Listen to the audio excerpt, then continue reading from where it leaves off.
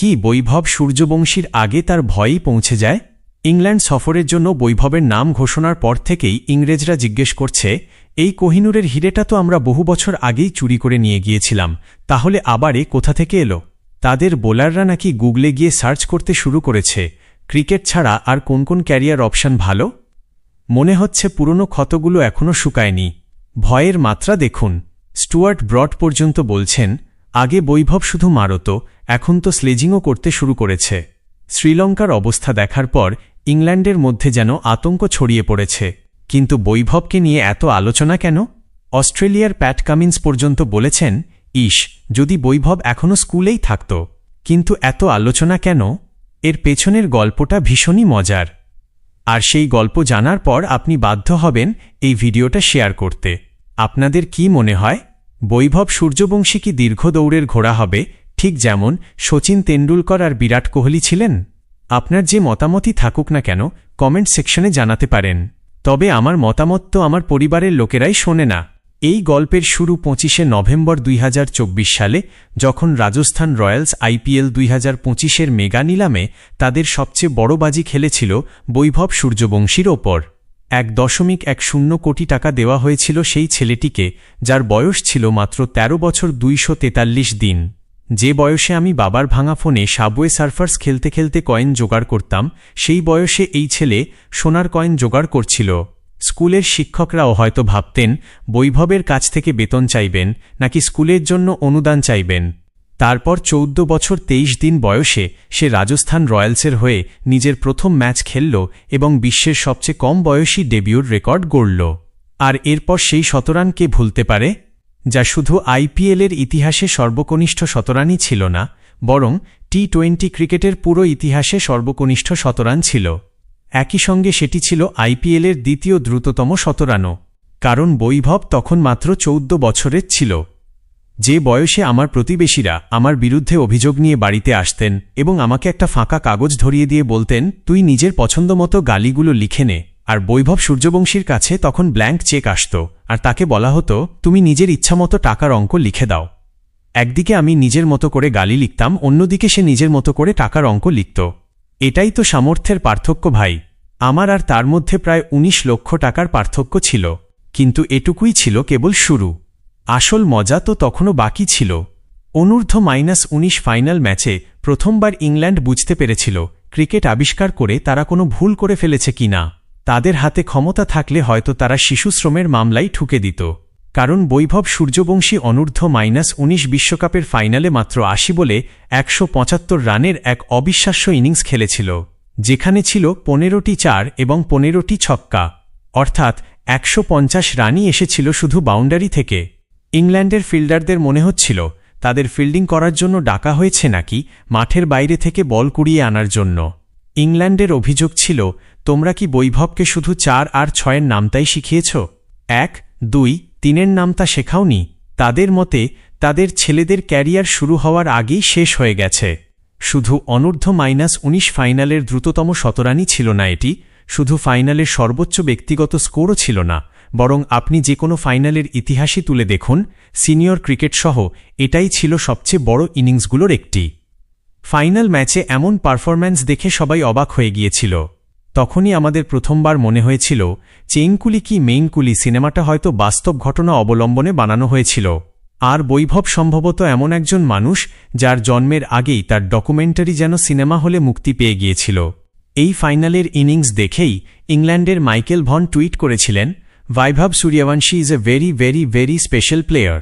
এরপর তিনি আরেকটি টুইট করেন যেখানে বলেন যে আসন্ন T20 বিশ্বকাপে ভারতের এই অনূর্ধ্ব-19 দলকেও মিশিয়ে দেওয়া যেতে পারে, কারণ তারাও ফাইনাল খেলতে সক্ষম। একবার ভেবে দেখুন বৈভবের আভা কতটা বড় হয়ে গিয়েছিল যে ইংল্যান্ড ও নিউজিল্যান্ডের টেস্ট সিরিজ চলাকালীন আলোচনার কেন্দ্রবিন্দু ছিল বৈভব সূর্যবংশী। হ্যাঁ, সত্যিই এমনটাই ঘটেছিল। এটাই তার প্রভাব। আর তখনও শুধু ইংল্যান্ডই তাকে চিনেছিল। এরপর আসতে চলেছিল এমন এক মঞ্চ যেখানে পুরো পৃথিবী বুঝতে পারবে বৈভব আসলে কী জিনিস। যে বয়সে আমি IPL দেখা শুরু করেছিলাম, হয়তো আপনিও সেই বয়সেই IPL দেখা শুরু করেছিলেন। কিন্তু সেই বয়সে বৈভব সূর্যবংশী IPL খেলতে নামল। শুধু খেলতেই নয়, IPL নিয়ে খেলতে নামল। IPL 2026 এ সবাই বুঝে গেল বৈভব শুধু সিলেবাসের বাইরে নয়, সে নতুন সিলেবাস। 776 রান করে সে অরেঞ্জ ক্যাপ জিতে নেয় এবং সবচেয়ে কম বয়সী খেলোয়াড় হিসেবে এই কৃতিত্ব অর্জন করে। সে এত রান করে, এত পুরস্কার জেতে যে আমাদের উদাহরণই বদলে যায়। আগে বলা হতো, ওই দেখ শর্মাজির ছেলে কি করেছে। এখন শর্মাজিরা নিজের ছেলেকে ধমক দিয়ে বলে, ওই দেখ বৈভব সূর্যবংশী কি করে ফেলেছে। IPL-এ 776 রান করে অরেঞ্জ ক্যাপ জেতার পাশাপাশি সে 5টি পুরস্কার নিজের নামে করে। এত কম বয়সে একজন ক্রিকেটারের এত পুরস্কার জেতা ছিল অভূতপূর্ব ঘটনা। সত্যি বলতে তার ব্যাগই যেন ছোট হয়ে গিয়েছিল এত পুরস্কার বহন করতে গিয়ে। ক্রিস গেইলও 14 বছর ধরে একটি রেকর্ড ধরে রেখেছিলেন। ঠিক 14 বছর পর এক 14 বছরের ছেলে এসে সেই রেকর্ড ভেঙে দেয়। যখন ক্রিস গেইল রেকর্ডটি করেছিলেন তখন হয়তো বৈভব সূর্যবংশীর জন্মই হয়নি। সেই বৈভবই প্রথমবারের মতো একটি IPL মৌসুমে পাওয়ার প্লেতে 521 রান করে দেখায় পাওয়ার প্লে আসলে কি। SRH-এর বিরুদ্ধে তার 97 রানের ইনিংস মাত্র 3 রানের জন্য 17 রান মিস করেছিল, কিন্তু তার স্ট্রাইক রেট ছিল 334। তখনই প্যাট কামিন্স বলেছিলেন, যদি বৈভব সূর্যবংশী এখনও স্কুলে থাকত তাহলে আমাদের ওকে ফেস করতে হতো না, কারণ এক ওভারেই সে কামিন্সকে 28 রান মেরেছিল। Pat Cummins, Josh Hazlewood, Jasprit Bumrah, Bhubaneswar কুমারের মতো বোলারদের বিরুদ্ধে খেলতেই যেন বৈভবের আলাদা মজা লাগে। IPL-এর সবচেয়ে ভাগ্যবান বোলার ছিল জোফরা আর্চার, কারণ সে রাজস্থানের হয়েই খেলত। না হলে বৈভবের হাতে কিংবদন্তিদের ধোলাই খাওয়ার তালিকায় তার নামও যুক্ত হতো। এইসব দেখে দক্ষিণ আফ্রিকার কিংবদন্তি ডেল স্টেইন পর্যন্ত বলেছিলেন, বৈভব ভারতের সম্পদ, সে একদিন শচীন ও বিরাটকেও ছাড়িয়ে যেতে পারে। ডেল স্টেইন নিজের বক্তব্যে বলেন, দক্ষিণ আফ্রিকায় প্রতিভার কোনো অভাব নেই, কিন্তু বৈভবের মতো অসাধারণ খেলোয়াড় তাদের কাছেও নেই। বৈভব সম্পূর্ণ অন্য স্তরের একজন ক্রিকেটার। এই বয়সেই সে বিশ্বের বহু আন্তর্জাতিক ক্রিকেটারের চেয়েও ভালো ক্রিকেট খেলছে। ডেল স্টেইনের তো এমনও মতো যে একদিন সে শচীন তেন্ডুলকর এবং বিরাট কোহলির রেকর্ডও ভেঙে দিতে পারে। ডি ভিলিয়ার্সের তো যেন ভাষাই হারিয়ে গেছে। বৈভব সূর্যবংশীর ব্যাটিং দেখার পর তার কাছে শব্দই কম পড়ে গেছে। তবে তিনি একটি অনুরোধ অবশ্যই করেছেন, বৈভবকে টেস্ট ক্রিকেটও খেলানো হোক।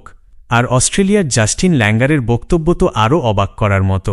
তিনি পর্যন্ত বলেছেন, আমি জীবনে মাত্র 2 জন অ্যাথলিটের সঙ্গে ছবি তুলেছি, তাদের মধ্যে একজন হল বৈভব সূর্যবংশী, কারণ তিনি বৈভবের সঙ্গে সেলফি তুলেছিলেন। কিন্তু এখন সময় এসে গেছে, ছুঁলে আর ছেড়ে দেওয়া হবে না। অনূর্ধ্ব-19 ভারত, শ্রীলঙ্কা এবং আফগানিস্তানকে নিয়ে একটি ত্রিদেশীয় সিরিজ চলছিল। শ্রীলঙ্কা বৈভব সূর্যবংশী এবং ভারতীয় দলকে হারানোর পর কটাক্ষ করেছিল। তারা বলেছিল, this is not your IPL Vaibhav, now go your home. আর সেই কটাক্ষটাকে বৈভব সূর্যবংশী যেন খুব সিরিয়াসলি নিয়ে ফেলেছিল। বলতে গেলে আগের ম্যাচে বৈভব শুধু ধাক্কা মেরেছিল, কিন্তু এই ম্যাচে সে কি করেছে তা বলার ভাষা নেই। আমি আপনাদের বলে রাখি, এই ছেলেটা শুধু বিরাট কোহলির আগ্রাসনই নিয়ে আসে না, বিরাটের পারফরম্যান্সও সঙ্গে করে নিয়ে আসে। তার সেই উদযাপনগুলোও তো দেখুন। আর সেই কারণেই ইংল্যান্ডের স্টুয়ার্ট ব্রড বলেন, আগে এই ছেলে শুধু মারত, এখন তো স্লেজিংও করতে শুরু করেছে। ব্রডের বক্তব্যটা দেখুন। তিনি বলেন, তার কাছে সবকিছুই আছে, এখন তো সে স্লেজিংও শুরু করেছে। তার জন্য ক্রিকেট খেলাটা খুব সহজ হয়ে গেছে। 11 বলে অর্ধশতরান করা একেবারে পাগলামি। আমি 1 জুলাই ডারহামে ভারতের বিরুদ্ধে প্রথম টি20 ম্যাচে উপস্থিত থাকব এবং আমার সত্যিই মনে হয় তাকে দেখে আমি হতবাক হয়ে যাব। এটাই ছিল স্টুয়ার্ট ব্রডের বক্তব্য। মানে বৈভবের আগে তার ভয়ই পৌঁছে গেছে। আর এই বিষয়েই জস বাটলারও বৈভব সূর্যবংশীকে নিয়ে ইংল্যান্ড সিরিজের আগে একটি বড় মন্তব্য করেছিলেন। ইংল্যান্ডের মার্ক বুচার পর্যন্ত বলছেন, আমি শপথ করে বলতে পারি সে গ্যারি সোবার্সের মতো মারতে পারে।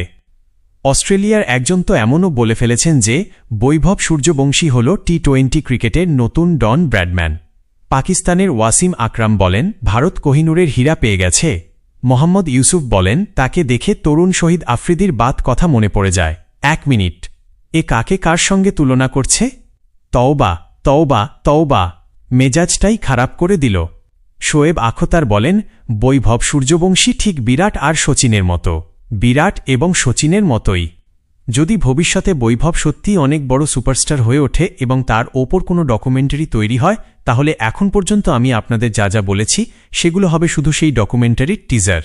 কারণ এখন বৈভব আন্তর্জাতিক ক্রিকেটে পা রাখতে চলেছে, আর যখন আন্তর্জাতিক ক্রিকেটে তার যাত্রা শুরু হবে তখনই আসল সিনেমাটা মুক্তি পাবে। Thank you very much.